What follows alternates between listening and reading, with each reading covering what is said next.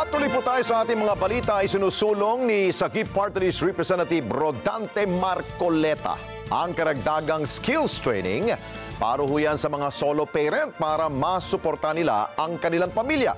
Itong isa sa mga plataforma po na inilatag ng mambabata sa kanyang pagtungo sa Bulacan. Erlo Bringa sa balita.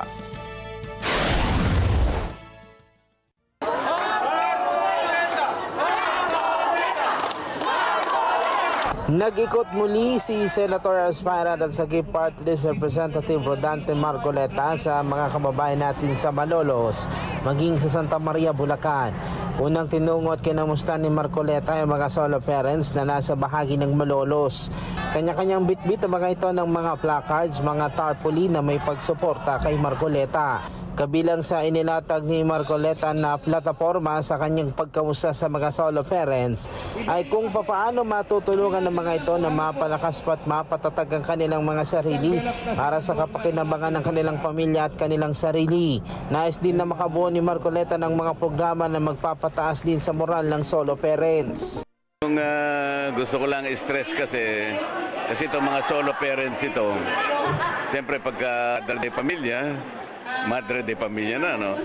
Kaya lang, kapag ginawa natin yung batas, dapat balansehin din natin na kahit na lahat ay pwede nating ibuo sa kanila, pero dapat huwag silang ma-incentivize na parang mananatili silang solo parent. Baka mangyari, mas maganda pala kang solo parent dahil marami tayong baka umasa sa ayuda. Iginit pa ni Marcoleta na mahalaga ang pamilya, lalo na ang pundasyon nito, kaya kailangang makabuo ng mga batas na magbabalanse din sa kapakanan ng solo parents at ng kanilang pamilya. Kailangan na nilang magkaroon din ng isang batas o organisasyon na susuporta sa mga ito sa aspetong magpapataas nga ng kanilang moral. Kailangan nating tandaan na yung pamilya ay pundasyon pa rin ng ating political structure. Kailangan mapalakas talaga. Sa makatwid, yung pagbabalanse ay patungo dun sa pagpapatatag. Huwag iisipin ng lahat na mas mabuti ang solo parent sapagat mas maganda pa rin na matatag. Because ito yung basic political structure ng ating Kasunod na kinamusta ni Kong Marcoleta ang ating mga kababayan na nasa Santa Maria, Bulacan. Dito nagbahagi din si Marcoleta ng kanyang mga ilalatag na programa na pakikinabangan ng bawat isang pamilya. Inilatag din dito ni Marcoleta ang pagkakaroon ng karagdagan ding inisyatibo na siyang pakikinabangan ng mga solo parents sa nangadyo ng dagdag na skills training para makahanap ang mga ito ng matatag na pagkakitaan na siyang makakatulong sa kanilang pamilya.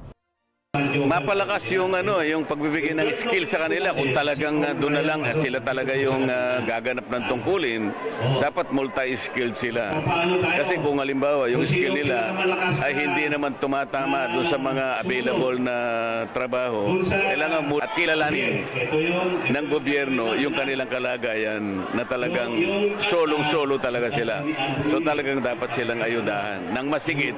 Bukod dyan, iginit din ito ang mga naranasan ng ating mga kababayan na napakataas na singil sa kuryente, mataas na presyo ng bigas, mataas na presyo ng pagkain at iba pa na nakakapekto na ng malaki sa bawat pamilyang Pilipino na nagiging sanhi na rin daw ng kakapusan. Dapat nilang masolusyonan ang problema suliranin na yan at magkaroon ng konkretong solusyon patungkol sa problema na kasalukuyan nating nararanasan. Natapos ang aktibidad ni Marcoleta halos paggabi na at nagpapasalamat naman siya sa ibinigay din na suporta ng parehong bayan sa kanyang pagtakbo bilang senador ngayong eleksyon 2025.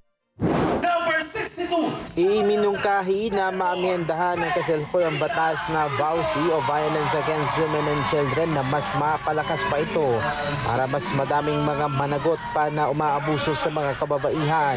Yan ang naging tugon ni Senator Aspirant Ben Tulfo sa ginawa din itong campaign activity sa Quezon City. Sa kanyang naging talumpati sa maraming taga Quezon City, iginit nito ang kahalagahan ng mga kababaihan sa ating lipunan, lalo na sa ating tahanan. Kaya't dapat nilang protektahan ng mga ito at all costs. Dapat magkaroon ng lakas na loob na makapagsumbong sa kinaukulan upang mapanagot ang mga mapang-abuso sa kababaihan. Maraming mga kababaihan kuminsan tahimik na nagdurusa sa kanilang tahanan. Maaring hindi sa Quezon City, pero yung aking pagsasalita ngayon abot hanggang sa Luzon, sa Visayas at Mindanao, hindi lang pang QC. dahil ito'y buwan ng kababaihan, HQC, gawin ko na pang-national na. Maraming mga kababaihan, mga ginang tahanan, mga senior citizen, sila yung tahimik ng nagdurusa, nagtitiis sa mga karahasan sa loob ng kanilang tahanan. Mismo ang kanilang kasama, mister, o kuminsan miyembro ng pamilya, narereklamo yung sa loob ng tahanan. Sa gayon kasi may kasalukuyang batas na umiiral na VAUSI pero madami-dami pa din ang mga napapaulat na domestic violence sa gayon. Kaya kailangan anya itong maamyendahan. Hinikayat niya rin ang mga kababaihan na nakakaranas ng pang-aabuso na magsumbong sa kanilang tanggapan para mapanagot ang mga sangkot o pasimuno sa ganitong pang-aabuso sa mga kababaihan. Sa aking ginigising ko, pinupukaw ko kayo lahat na kapag kayo'y nakaranas ng anumang karahasan, pang-aabuso, pananamantala, pagpapabaya ng inyong mga mister, o di naman kaya ng inyong mga kinakasama, inyong mga boyfriend, kung sino man, bukas ang aming tanggapan.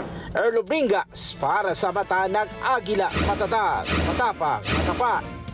Maraming salamat sa inyo pong pagsubaybay sa Mata ng Agila Primetime. Para malaman ang matatag, matapang at matapat na mga balita, i-follow lamang at mag-subscribe sa @Net25 TV.